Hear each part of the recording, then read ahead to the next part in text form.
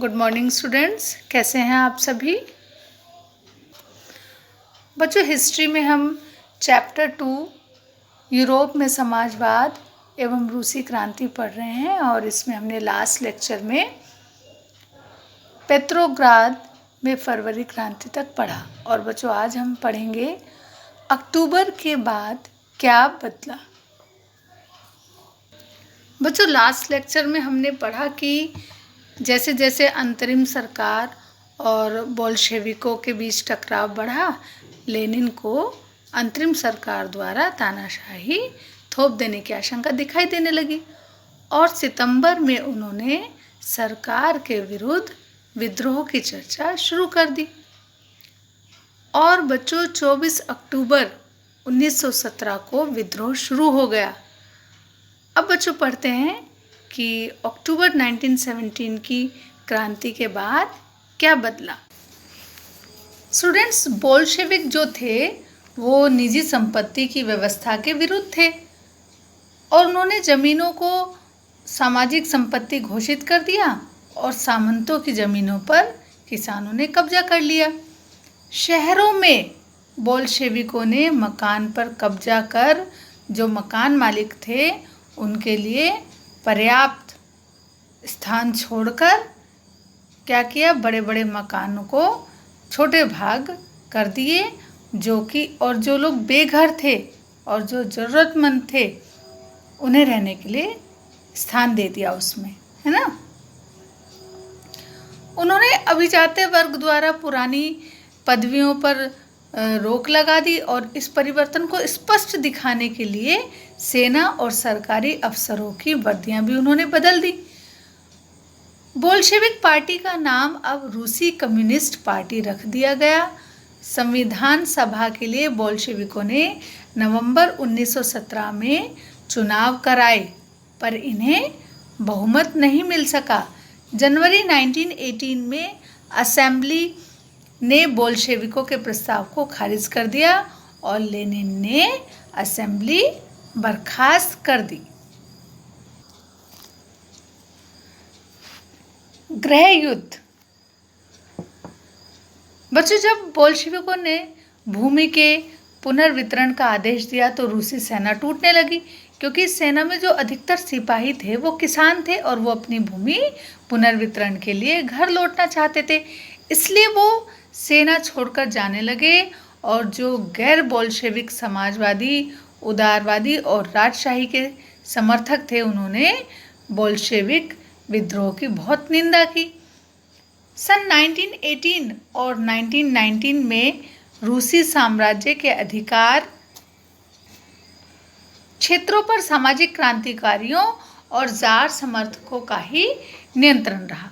उन्हें फ्रांसीसी, अमेरिको और ब्रिटिश जापानी टुकड़ियों का समर्थन प्राप्त था और ये सभी शक्तियां रूस में समाजवाद को फलते फूलते नहीं देखना चाहती थी। और बच्चों, इन टुकड़ियों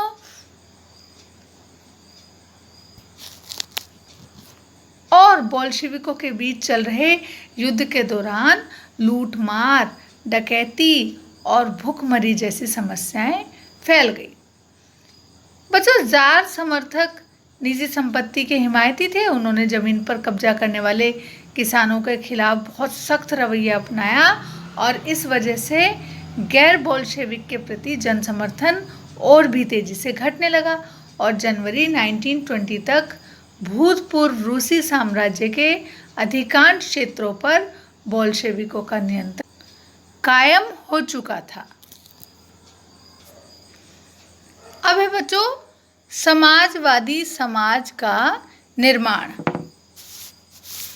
बच्चों, गृह युद्ध के समय में भी बोल्शेविकों ने उद्योगों और बैंकों का राष्ट्रीयकरण का काम जारी रखा, है ना।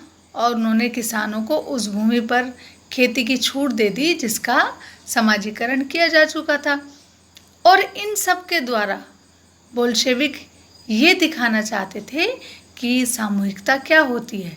शासन के लिए केंद्रीकृत नियोजन की व्यवस्था लागू की गई। अफसर इस बात का हिसाब लगाते थे कि अर्थव्यवस्था किस तरह काम कर सकती है और इस आधार पर वे 5 साल के लिए लक्ष्य तय कर देते थे और इसी आधार पर उन्होंने 5 वर्षीय योजनाएं बनानी शुरू कर दी।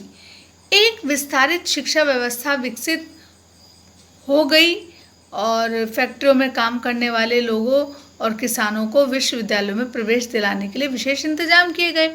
महिला कामगारों और बच्चों के लिए फैक्ट्रियों में बालवाड़ियां खोली गईं।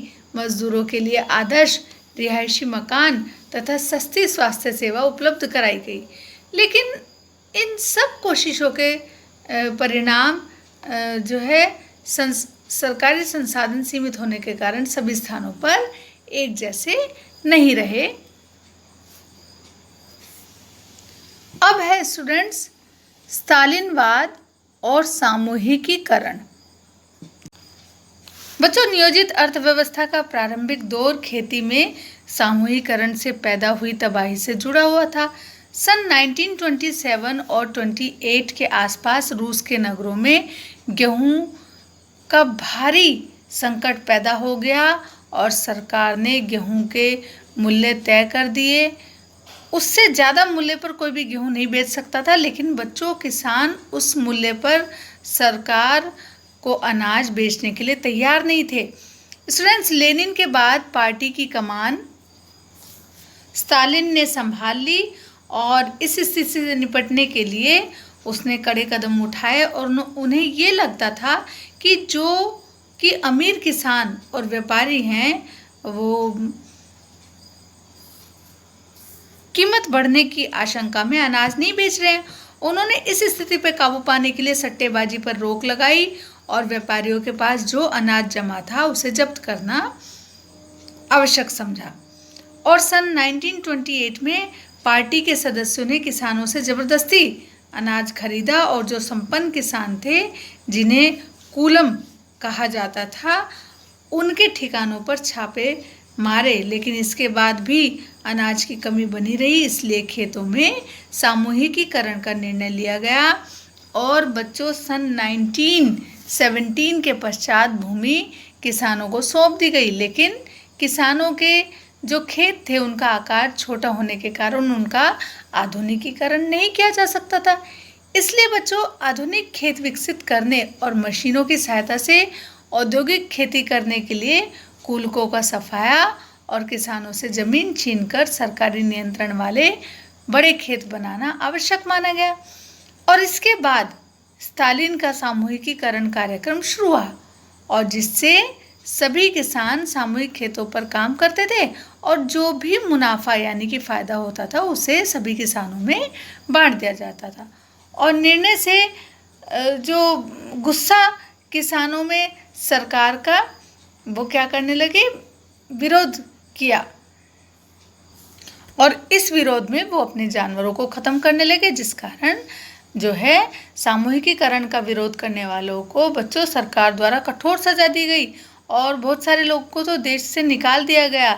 अब बच्चों, सामूहिकीकरण के बाद भी उत्पादन में वृद्धि नहीं हुई और सन 1930 और 33 तक बहुत खराब फसल हुई और इसके बाद सोवियत इतिहास का सबसे बड़ा अकाल पड़ा और इस अकाल में क्या हुआ, इस अकाल के कारण 40 लाख से भी ज़्यादा लोग मारे गए। अब तो बच्चों, पार्टी में भी लोग इस सामूहिकीकरण की कड़ी आलोचना करने लगे और स्टालिन और उनके जो सहयोगी थे उन्होंने इस तरह की आलोचना करने वाले लोगों पर समाजवाद के विरुद्ध साजिश रचने का आरोप लगाकर लगभग 20 लाख से भी अधिक लोगों को या तो जेल में डाल दिया या फिर उन्हें श्रम शिविरों में भेज दिया।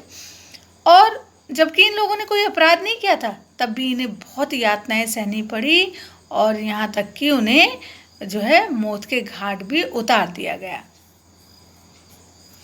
अब है रूसी क्रांति और सोवियत संघ का वैश्विक प्रभाव।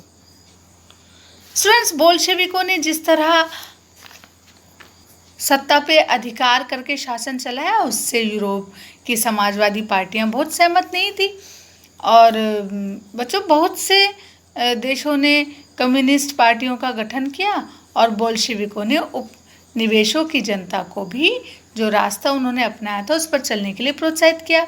और सोवियत संघ के अलावा और भी बहुत सारे देशों के जो प्रतिनिधि थे उन्होंने conference of the people of the east और बोल्शेविकों द्वारा बनाए गए कॉमिंटर्न्स ने में भाग लिया। जब दूसरा विश्व युद्ध हुआ बच्चों, तब तक सोवियत संघ के कारण समाजवाद को एक वैश्विक पहचान मिल चुकी थी, लेकिन 50 के दशक तक लोग ये समझने लगे थे कि सोवियत संघ की जो शासन शैली है वो रूसी क्रांति के आदर्शों के अनुरूप नहीं है। एक पिछड़ा हुआ देश महाशक्ति बन गया और अब इसके उद्योग धंधे और खेती विकसित हो चुके थे, गरीबों को भोजन मिलने लगा था, लेकिन अभी भी वहाँ के जो नागरिक थे उन्हें कई तरह की आज़ादी नहीं दी जा रही थी। और 20वीं सदी के अंत तक एक समाजवादी देश के रूप में अंतर्राष्ट्रीय स्तर पर सोवियत संघ की प्रतिष्ठा बहुत कम रह गई और अब सभी देशों में समाजवाद के बारे में अलग अलग प्रकार के व्यापक पुनर्विचार किए गए। होमवर्क से बच्चों आपको ये NCERT के जो जितने भी प्रश्नोत्तर ये आपकी बुक में दिए हुए हैं ये सभी आपको लिखने हैं। और एक बार और से बच्चे ध्यान से सुनेंगे कि इस संडे आपका SST का टेस्ट है और उसमें आपका जितना भी अब तक हमने आपको पढ़ाया है वो सभी आएगा। तो ठीक है बच्चों, ऑल द बेस्ट, फिर मिलते हैं, बाय बाय।